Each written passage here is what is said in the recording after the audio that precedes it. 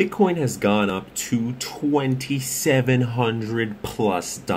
Now is a question of, do you invest? Do you sell? What do you do with your Bitcoins if you're currently holding? Why is it going up? A lot of us don't understand. It's just like it was at 1,800 not long ago. People thought Bitcoin and cryptocurrencies in general were crashing, and now people are saying it's going to hit 3,000, 4,000.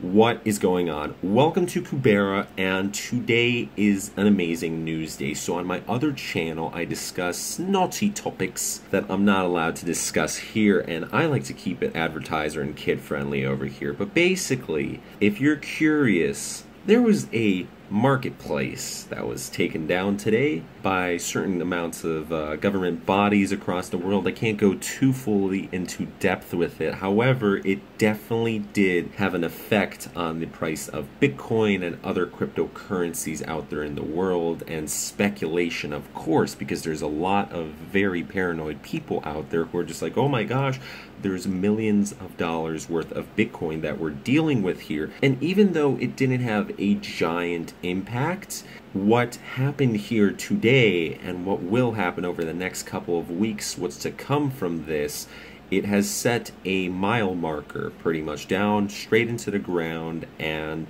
it has definitely impacted the price at least a little bit. I think it helped it go up because of just speculation in general. That's how everything's working. But the reason, first off, let's answer, why is it about to hit 3,000 or 2,800 or whatever the next number is, right? When's the stopping point? Oh my gosh, so many questions, so little time to answer. In Bitcoin and just the crypto world, it's amazing how volatile this stuff is. Again, there's people, I made a video about Bitcoin regrets, selling your Bitcoin, and then, oh, it went up to like 2,100.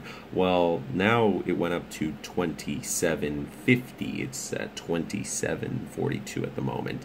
Ethereum has been going up, Litecoin's been going up. Pretty much as soon as Bitcoin goes up, so do the other cryptocurrencies, the altcoins. They follow suit as well.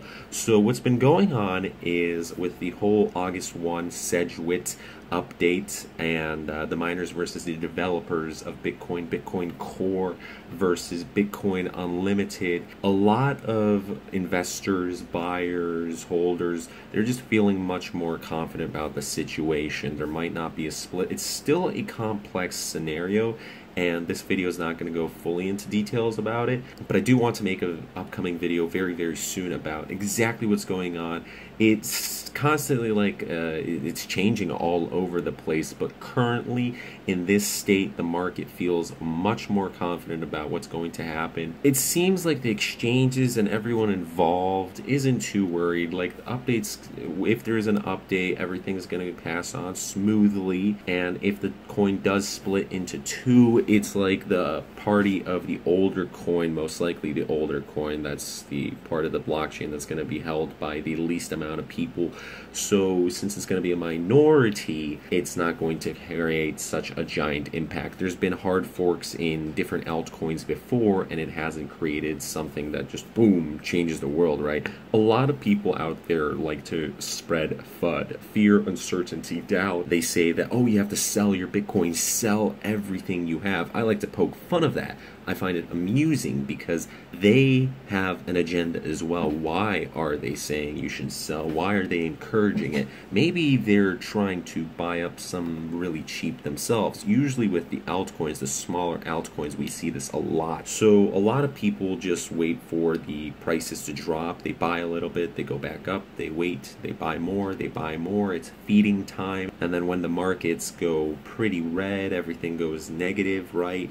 The whales come out and it's a feeding frenzy pretty much. They just chomp it all up. They're super happy and everything's going great, right? So currently with the prices looking, I'm not sure where they're going to go. I feel this is way too much of an increase in just recent times. I think it's definitely going to drop probably at 2,500, then maybe it's going to go back up, and then maybe down to 2,300.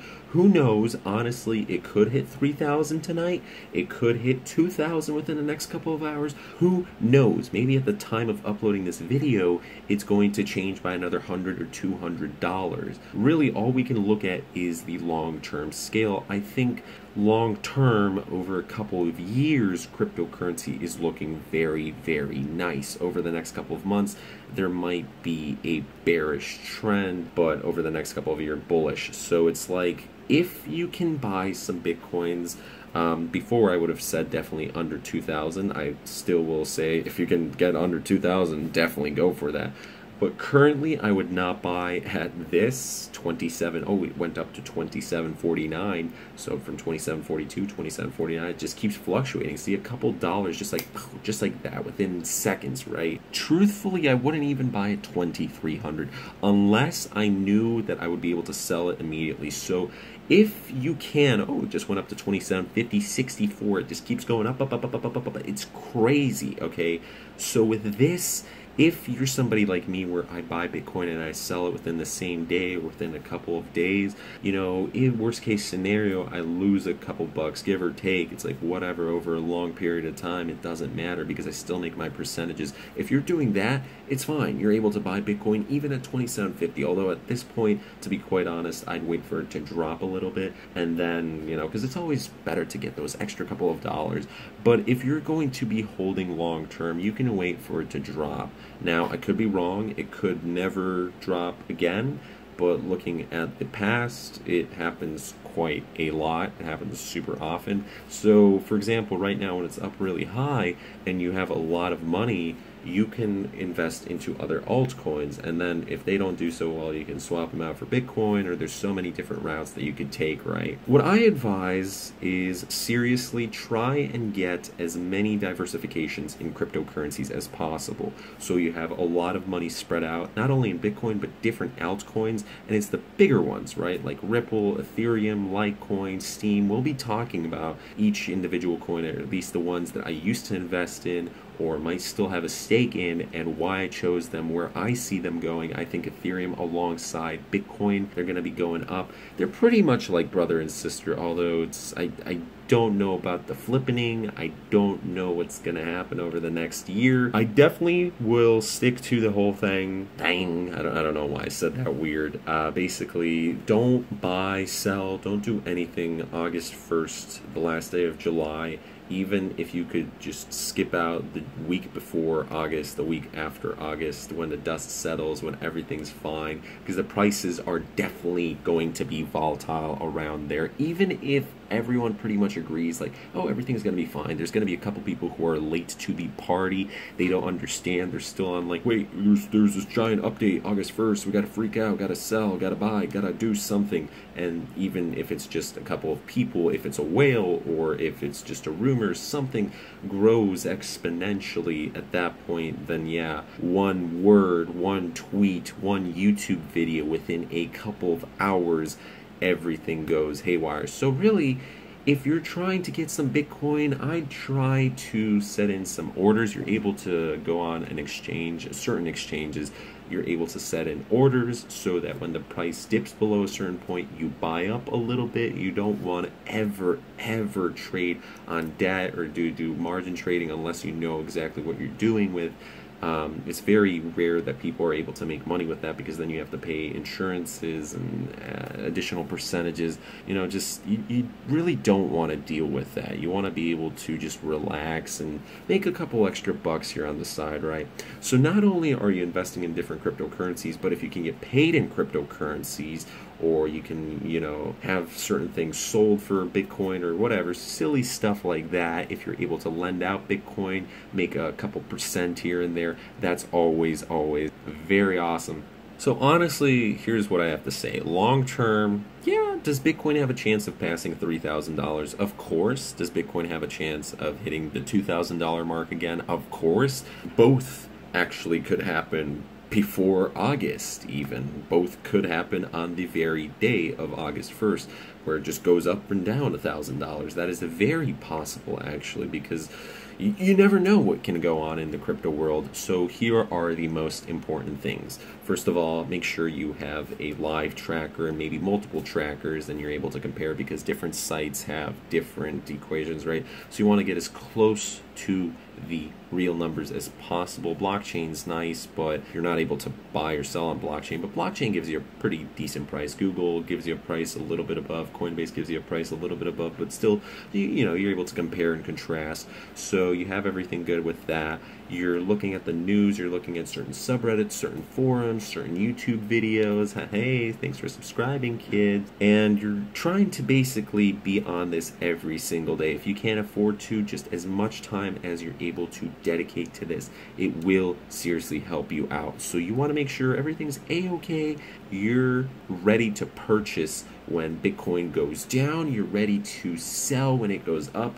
If you have made a lot of profit and you need to buy something within the next couple of months, truthfully, I would sell at $27.50. But if you're selling at $27.50 or $2,700, I would seriously advise you to make an extra 10 to 30+% on your Bitcoins. Here's how: you sell to other people at a percentage, at a markup, on forums, on local Bitcoins, on Paxful, through social media, maybe your friends, family, whoever you can go to, and you sell for an extra couple of percent even.